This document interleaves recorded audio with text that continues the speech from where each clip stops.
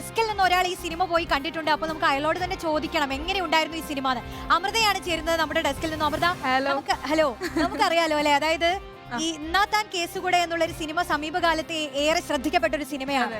അപ്പൊ അതിനുശേഷം അതേ സംവിധായകൻ ഈ രണ്ട് കഥാപാത്രങ്ങൾ, സുരേഷും സുമലത ടീച്ചറും, ആ രണ്ട് കഥാപാത്രങ്ങളെ വെച്ച് പുതിയൊരു സിനിമ എടുക്കുമ്പോൾ അതിന്റെ ഒരു ആവേശം ഉണ്ടായിരിക്കും. ആവേശം, വളരെ വലിയ ആവേശമാണ്. നമ്മൾ കാത്തിരുന്ന ഒരു കഥയാണല്ലോ. അപ്പം പ്രണയകഥ നമ്മൾ ചെറിയൊരു പോർഷൻ മാത്രമേ കണ്ടുള്ളൂ, പക്ഷെ അത് തിയേറ്ററിലേക്ക് വരുമ്പോൾ അതിൻ്റെ ഒരു എക്സ്റ്റെൻഡഡ് വേർഷനാണ്. അപ്പം പ്രേക്ഷകരൊക്കെ വളരെ ഹാപ്പിയാണ്, ഞാനും ഹാപ്പിയാണ്. പിന്നെ ഒരുപാട് കാര്യങ്ങൾ നോട്ടീസ് ചെയ്യാനുണ്ട്.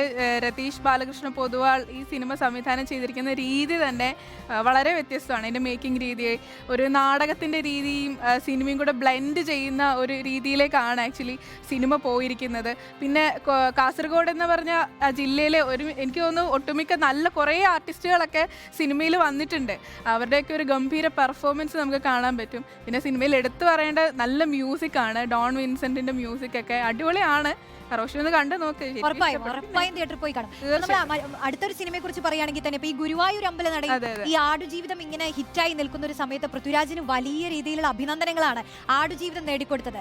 അപ്പൊ അതിനുശേഷം ഉള്ള ഒരു സിനിമയാണ് ഗുരുവായൂർ അമ്പല നടയിൽ പൃഥ്വിരാജ് ഒപ്പം ബേസിൽ എന്ന് പറയുന്ന അറിയാം. ബേസിൽ പറയുന്ന ഓരോ വാക്കുകൾക്കും തിയേറ്ററിൽ ഇരുന്ന് കുടുകുടാ ചിരിക്കുന്ന പ്രേക്ഷകരാണ് നമ്മളൊക്കെ. അപ്പൊ പറയൂ, ആ ചിത്രത്തിൽ പ്രേക്ഷക പ്രതികരണം നമ്മൾ കണ്ടു. ഞാൻ സിനിമ കണ്ടില്ല, ഞാൻ പ്രേക്ഷക പ്രതികരണം എടുക്കാൻ പോയ സമയത്ത് എല്ലാവരും ഹാപ്പിയാണ്. തിയേറ്ററിൽ നിന്ന് ഇറങ്ങി വരുമ്പോൾ എല്ലാവരും ഭയങ്കര ചിരിച്ച് ഭയങ്കര ഹാപ്പി ആയിട്ടാണ് ഇറങ്ങി വരുന്നത്. പൃഥ്വിരാജ് ബേസിൽ കോംബോ എന്ന് പറയുന്നത് ഭയങ്കര ഹിറ്റായിട്ടുണ്ട് എന്ന് പറയാം. അപ്പം അടുത്ത സിനിമകളിലും ആ ഒരു കോംബോ നമുക്ക് പ്രതീക്ഷിക്കാൻ തോന്നുന്നു. ഒരുപാട് ചിരിപ്പിക്കുന്നുണ്ട്. ഒരു സെലിബ്രേറ്റഡ് സിനിമയായിട്ട് മാറും തോന്നുന്നു. ഇപ്പോൾ രണ്ട് സിനിമകളെ അപേക്ഷിച്ച് നോക്കുമ്പോൾ കുറച്ചും കൂടെ ഒരു ഫൺ എലമെന്റ് കൊണ്ടുവന്നിരിക്കുന്നത് ഗുരുവായൂർ അമ്പല നടയിലാന്ന് പറയാൻ പറ്റും. പിന്നെ ജയഹയൊക്കെ നമ്മൾ കണ്ടിട്ടുള്ളതല്ലേ. അപ്പോൾ പുള്ളിയുടെ ആ ഒരു വിപിൻ ദാസിന്റെ ഒരു ട്രീറ്റ്മെന്റ് തന്നെ കുറച്ചും കൂടെ വ്യത്യസ്തമായിട്ട് എന്താ കുറച്ച് ഫൺ ആയിട്ടുള്ള രീതിയിൽ മാത്രമല്ല അപ്പൊ ഒരുപാട് താരങ്ങൾ ഒരുമിച്ച് എത്തുന്നു എന്നുള്ളത്.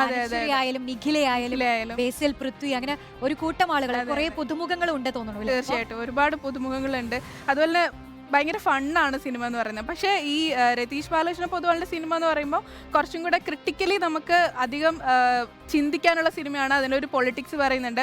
ഇന്നത്താൻ കേസുകൂടെയൊക്കെ ഒരുപാട് പൊളിറ്റിക്സ് പറയുന്ന സിനിമയാണ്. അതുപോലെ തന്നെ ഇതിലും ഒരു പൊളിറ്റിക്സ് പറയുന്നുണ്ട്. പക്ഷേ കുറച്ചുകൂടെ ഫണ്ണായിട്ട് ഭയങ്കര ഹാപ്പി ആയിട്ട് സന്തോഷിച്ച് നമുക്ക് കാണാൻ പറ്റുന്ന ഒരു സിനിമയാണ് രണ്ടും. അപ്പോൾ അതാണ് മലയാള സിനിമ ഉള്ളത്. ഒരു സുവർണ്ണ കാലത്തിലാണ് എല്ലാ പടങ്ങളും ഇങ്ങനെ ഹിറ്റ് ആവുന്നു.